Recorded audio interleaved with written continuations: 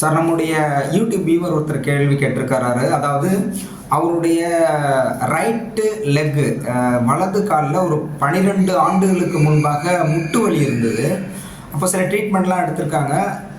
But குறைஞ்சிருந்தது. அதுக்கப்புறம் படிப்படியாக குறைஞ்சது. ஒரு 1 இயர் கிட்டத்தட்ட, லாஸ்ட் 1 இயர் கிட்டத்தட்ட இல்லை, ஒரு 11 வருஷம் கிட்டத்தட்ட அவருக்கு அந்த வலி இருந்தது. இப்போது என்ன பண்ணால் அந்த வலி குறைஞ்ச பிறகு லெஃப்ட் சைடு முட்டி வலிக்குது அப்படின்ட்டு இருக்காங்க. டாக்டர்கிட்ட போயிருக்காங்க, நீங்கள் ஆப்ரேஷன் பண்ணணும் அப்படின்னு சொல்லியிருக்கிறாங்க. இந்த முட்டி வலி ரைட் சைடு வந்தால் திரும்ப லெஃப்ட் சைடு, லெஃப்ட் சைடு வந்தால் ரைட் சைடு மாறி மாறி வந்துக்கிட்டே இருக்குமா? இது வராமல் இருக்கிறதுக்கு என்ன செய்யணும்? இல்லை இதுக்கு வந்து ஆப்ரேஷன் தான் தீர்வா அப்படின்னு கேட்டிருக்காங்க. இதுக்கு உங்களுடைய பதில் என்ன டாக்டர்? அதாவது இதுக்கு திருவள்ளுவர் வந்து தெளிவாக பதில் சொல்லியிருக்காரு. 2000 வருஷங்களுக்கு முன்னாடி நோய் நாடி, நோய் முதல் நாடி, அது தணிக்கும் வாய் நாடி வாய்ப்பை செயல். நோய் என்னன்னு பாருங்கள், அந்த நோய்க்கு உண்டான மூல காரணம் என்னன்னு பாருங்கள், அந்த மூல காரணத்தை சரி பண்ணுங்கள். the root cause should be eradicated. The root cause should be eradicated. அந்த மூல காரணத்தை நீங்கள் சரி பண்ணிங்கன்னா நோய் சரியாக போயிடும் அப்படின்னு சொன்னார். நான் நிறைய டைம் சொல்லியிருக்கேன். அவருக்கும் நோபல் ப்ரைஸ் எல்லாம் கொடுத்துருக்கோம், அவருக்கு தான் நிறைய அவார்ட்லாம் கொடுத்துருக்கோம். அப்போது முட்டி வலி அப்படின்னா அந்த முட்டி வலிக்கு உண்டான மூல காரணம் என்ன அப்படின்னு சொல்லி கண்டுபிடிச்சி நம்ம சரி பண்ணாத வரைக்கும் அந்த முட்டு வலி சரியாகும். அது சில காரணங்களால் வருது. நான் திரும்பவும் சொல்கிறேன், அடிக்கடி சொல்கிற விஷயந்தான். இன்டர்னல் ரீசன் வந்து பாஸ்ட் லைஃப் கார்மாஸ், எக்ஸ்டர்னல் ரீசன். இப்போ இந்த எக்ஸ்டர்னல் ரீசன் பற்றி பேசுவோம். எக்ஸ்டர்னல் ரீசன் மூட்டு வலி, மூட்டு தேய்வு, மூட்டு தேய்மானம் அடைகிறதுனால மூட்டு வலி வருது. இப்போ அந்த தேய்மானத்தை சரி பண்ணுறதுக்கு பெயின் கில்லர்ஸ் கொடுப்பாங்க. அப்புறம் அதுக்கு பிறகு வேறு சில கால்சியம் சத்தை தரக்கூடிய டேப்லெட்ஸ் எல்லாம் கொடுப்பாங்க. அப்பையும் வந்து அது கண்ட்ரோல் பண்ணலன்போது மூட்டு மாற்று அறுவை சிகிச்சை செய்யணும்னு சொல்லுவாங்க. மூட்டு மாற்று அறுவை சிகிச்சை ஒரு மூட்டில் செஞ்ச பிறகு கொஞ்ச நாள் கழிச்சு பாருங்கள், அது அவங்களுடைய பாடியை பொறுத்து, அவங்களுடைய கர்மாவை பொறுத்து, அவங்களுடைய உணவு பழக்கம் பொறுத்து, அவங்களுடைய வாழ்க்கை முறையை பொறுத்து இன்னொரு முட்டுக்கு வரும். உடனே அதுக்கு ஆப்ரேஷன் செய்யணும்னு சொல்லுவாங்க. அந்த கேஸ் தான் இப்போ நீங்கள் சொல்கிற கேஸ். இடம் மாறும். இங்கே டெம்பரரியாக சரி பண்ணிட்டாங்க, தென் இங்கே டெம்பரரியாக சரி பண்ணும். ஸோ அதையும் சரி பண்ணிட்டாங்க அப்படின்னு சொல்லி வச்சுக்கோங்க. ஏதோ ஒரு சர்ஜரியோ வேறு ஏதாவது பண்ணாங்க அப்படின்னா ரூட் காஸ் அப்படியே தான் இருக்குது, மூல காரணம் அப்படியே தான் இருக்குது. அப்போ அது என்ன ஆகும்? அடுத்தது வந்து ஹிப்புக்கு வரும், இடுப்புக்கு வரும், கை முட்டிக்கு வரும், கால் முட்டிக்கு வரும். இந்த மாதிரி நம்ம உடம்புல ஜாயின்ட்ஸ் நிறையா இருக்குது. எல்லா ஜாயின்ட்ஸுக்கும் மாறி மாறி வந்துக்கிட்டே இருக்கும். அப்போ காரணத்தை வந்து மூல காரணத்தை நாங்கள் சரி பண்ணாமல் அந்தந்த டைமில் பெயின் கில்லரை கொடுத்து அந்த டைமுக்கு என்ன தேவையோ அங்கே கொடுக்குறோம். அது வந்து சரியான ட்ரீட்மெண்ட் இல்லை அப்படின்றது தான் காட்டுது. ஸோ அறுவை சிகிச்சைன்றது வந்து எதுக்குமே தேவையில்லைன்றது தான் டாக்டர் இளங்கோ ஆயுஷ் ஹாஸ்பிட்டலுடைய கோட்பாடு. என்னென்னா, அறுவை சிகிச்சை எந்த காரணத்தை கொண்டும் தேவையில்லை, எதுக்குமே அறுவை சிகிச்சை செய்ய தேவையில்லை. அறுவை சிகிச்சை செய்யாமலேயே நம்முடைய உடம்பை ஆரோக்கியமாக வைத்துக் கொள்ள முடியும்ன்றதுனா டாக்டர் இளங்கோ ஆயுஷ் ஹாஸ்பிட்டலுடைய கோட்பாடுகளில் ஒன்று.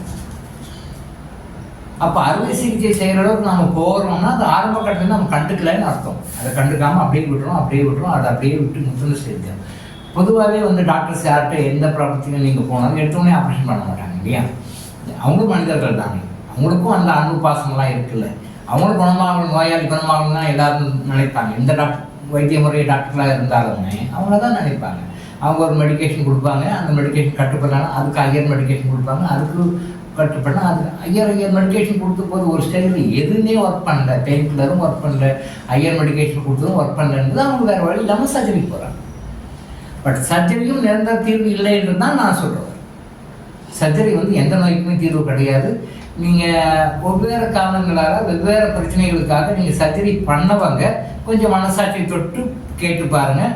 நீங்கள் சர்ஜரி பண்ண பிறகு முழுமையாக அந்த பிரச்சனை வெளியே வந்திருக்கிறீர்களா அப்படின்னு பாருங்கள். 100க்கு 98 பேர் இல்லைன்னு தான் சொல்லுவாங்க. ஒரு 2% சரியாகிருப்பாங்க, சந்தோஷம், நல்லது. 98% சரியாகலைன்றது தான் இங்கே நம்முடைய கேள்வி. எந்த ஆப்ரேஷனாக இருந்தாலும், whatever be the kind of operation, any surgery, உடம்பு உச்சந்தாலும் உள்ளங்கால் வரைக்கும் நிறைய சர்ஜரி பண்ணாங்க. எந்த சர்ஜரியாக இருந்தாலும் சர்ஜரி பண்ணி அந்த பிரச்சனையிலேருந்து நான் வெளியே வந்துட்டேன், இப்போ எனக்கு அந்த ப்ராப்ளமே கிடையாது அப்படின்னு கொஞ்சம் மனசாட்சி தொட்டு சொல்ல போகிறோம். ரிவ்யூவர்ஸ் எல்லாருமே திங்க் பண்ணி பாருங்கள்.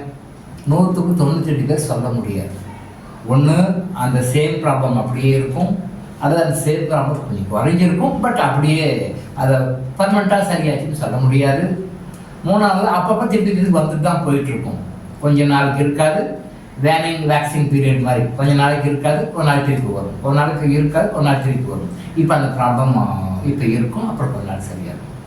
அந்த சஃபரிங் ரேஷியோ வந்து கொஞ்சம் குறைஞ்சிருக்கும், கூடியிருக்கும், குறைஞ்சிருக்கும், கூடியிருக்கும். அப்புறம் ஆசிலேஷனாக மாறி மாறி வந்துட்டு தான் இருக்க முடியும். பெர்மனெண்ட்டாக நான் இருந்து வந்துட்டேன், சர்ஜரி பண்ண இப்போ இருந்து வெளியே வந்துட்டேன் அப்படின்னு யாருமே சொல்ல முடியாது. அறுவை சிகிச்சை ஒரு எந்த பிரச்சனைக்குமே நிரந்தர தீர்வு கிடையாது. அது மூட்டு மாற்று அறுவை சிகிச்சையும் நிரந்தர தீர்வு கிடையாது. முடிஞ்ச வரைக்கும் நீங்கள் எவ்வளோ இன்டர்னல் மெடிசன், மூலிகை மருந்துகள், யோகா, தியானம் இந்த மாதிரி முறைகள் எல்லாம் வந்து நீங்கள் ஃபாலோ பண்ணிவிட்டு இயற்கையான உணவு முறைகள், இயற்கையான வாழ்வு முறைகள் இந்த மாதிரி நிறைய மாற்றங்களை பண்ணிவிட்டு மூலிகை மருந்துகளை எடுப்பதன் மூலம் நீங்கள் நிரந்தரமாக அறுவை சிகிச்சை செய்ய தேவையில்லாமல் முழு ஆரோக்கியத்தை உங்களால் வர முடியும். அந்த முறையை நீங்கள் ஃபாலோ பண்ணுங்கள். அதுதான் உங்களுக்கு permanent remedy, without any side effects, after effects. அப்புறம் ஒன்று போய் தலைவலி போய் திருப்பலி வந்து ஒரு பார்ட்டாக ஒரு அஃபெக்டாக நமக்கு இருக்காது, பாதிக்காது. ஸோ நம்ம என்ன சொல்ல வரோம் அப்படின்னா, அறுவை சிகிச்சை எதுக்குமே தேவையில்லை, மூட்டு மாற்று அறுவை சிகிச்சையும் எதற்குமே தேவையில்லை. நீங்கள் ஒரு ஆப்ரேஷனாக பண்ண மூலக்காரணம் அப்படியே தான் இருக்கும், வெவ்வேறு இடமா மாறிட்டு இருக்கும். மூட்டு இந்த பிரச்சனை வருதுன்னா அதுக்கு பல காரணங்கள் இருக்குது. உங்களுக்கு எந்த காரணத்தால் வந்திருக்குன்னு பார்க்கணும். எல்லாருக்கும் ஒரே ரீசனால் வராது, பல காரணங்களால் வரும். ஒருத்தருக்கும் ஒரு ரீசன். ஒரு 10 பேர் மூட்டு வலி, ஜாயிண்ட் பெயின் அப்படி சொல்லுவாங்கன்னா 10 பேருக்கும் 10 விதமான ரீசன் இருக்கும். எல்லாருக்கும் சேம் ஒரே ரீசன் தான் எல்லாருக்கும் சொல்லணும். நேச்சுரலாக சொல்லலாம், வாய்வு அதிகமானதுனால மூட்டு வலி, மூட்டு எலும்பு தேய்ச்சதுனால மூட்டு வலி அப்படின்னு ஜென்ரலாக சொல்லலாம். அப்போ உள்ள சப்டிவிஷன் வந்து பார்க்கும்போது நிறைய காரணங்கள். ஸோ அந்த மூலக்காரணம் என்னன்னு சொல்லி சரியான மருத்துவரை அணுகி நீங்கள் சரியான முறை ட்ரீட்மெண்ட் எடுக்கும்போது நீங்கள் பர்மனெண்ட்டாக அதுக்கு வெளியே வர முடியும். சர்ஜரி எந்த காலத்திலும் தயவுசெய்து செய்யாதது. மருந்து மாத்திரை கூட இருக்குங்க, ஆனால் சர்ஜரி எந்த காலத்திலும் வேண்டாம். டாக்டர் இளங்கோ ஆயுஷ் ஹாஸ்பிட்டல் வழங்கும் விழிப்புணர்வு இது.